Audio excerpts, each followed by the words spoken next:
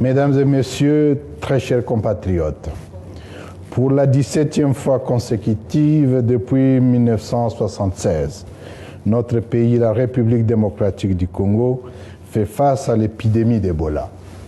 50 ans après l'apparition du virus en terre congolaise, l'épidémie de la maladie à virus Ebola a été officiellement reconnue le 15 mai dernier, après avoir causé des ravages considérables au-delà de son épicentre de Rwapara dans la province de l'Ituri.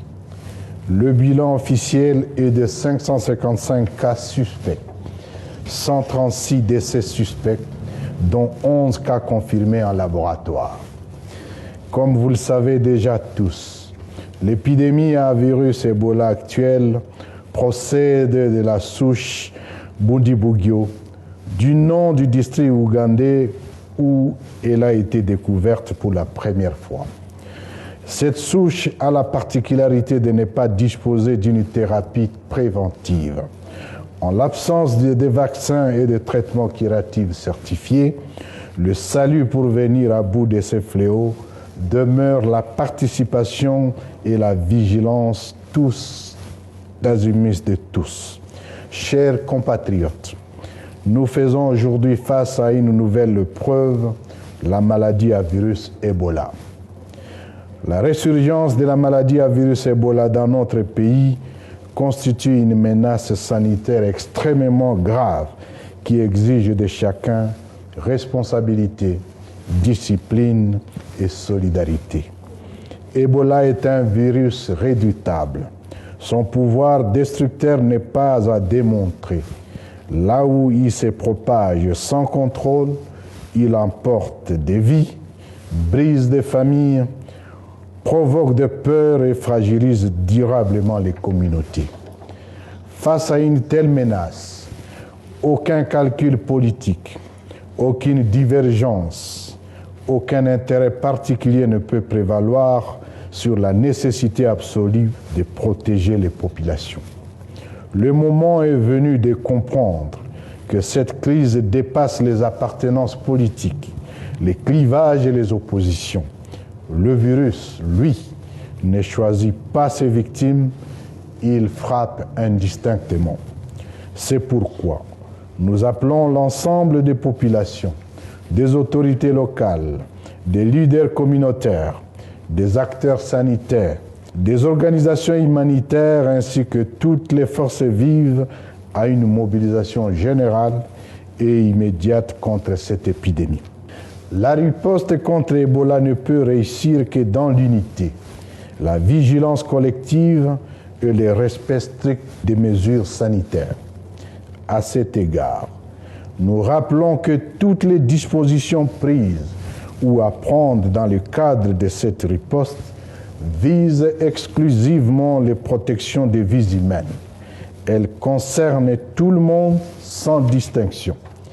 Il serait irresponsable et dangereux de chercher à transformer cette crise sanitaire en intérêt de confrontation politique et de propagande. Ce n'est pas le moment de diaboliser un camp, d'alimenter les divisions ou de semer la confusion dans l'opinion. Ceux qui tenteraient de décourager les populations face aux mesures sanitaires assumeraient une responsabilité lourde devant l'histoire et devant les victimes potentielles de cette épidémie. À nos compatriotes de la province de l'Ituri, d'où est partie la souche de cette énième variante d'Ebola, nous en appelons à la responsabilité et au respect strict des mesures sanitaires. À l'occasion, nous déplorons fermement et avec fermeté les actes d'hostilité enregistrés à l'hôpital général de référence de Rwapara, territoire d'Irumu, contre certaines mesures engagées dans le cadre de la riposte. De tels comportements compromettent les efforts de protection collective et exposent davantage les communautés à la propagation du virus. À nos compatriotes sous l'administration de l'Alliance Fleuve Congo AFCM 23, nous vous informons qu'il vient d'être mise en place une cellule de crise sanitaire sous la supervision du professeur Freddy Kaniki épidémiologistes et pharmacologues de renommée internationale et d'une expérience avérée dans le suivi thérapeutique et qui, en collaboration avec les autorités locales, les leaders communautaires, les acteurs sanitaires nationaux comme internationaux, les organisations humanitaires, va mettre en œuvre une stratégie de riposte que je vous prierai de vous approprier individuellement et collectivement.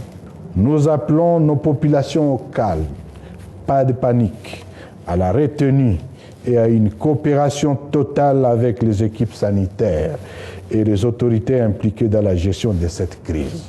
Notre reconnaissance va aux partenaires internationaux tels que l'Organisation mondiale de la santé et autres qui se sont présentement mobilisés à nos côtés pour parer au plus pressé.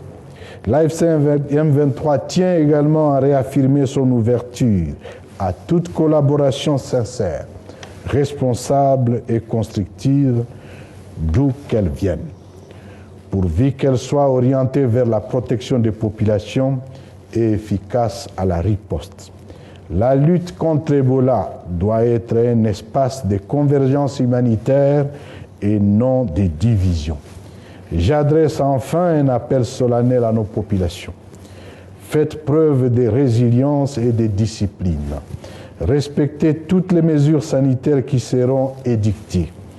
Signalez rapidement les cas suspects. Coopérez avec les personnels de santé. Protégez vos familles et vos communautés. Dans cette épreuve, la responsabilité individuelle de chacun peut sauver des centaines de vies. Ensemble, dans l'unité, la vigilance et la détermination, nous pouvons stopper cette menace. Que Dieu protège la République démocratique du Congo. Je vous remercie. 7/7 Magazine.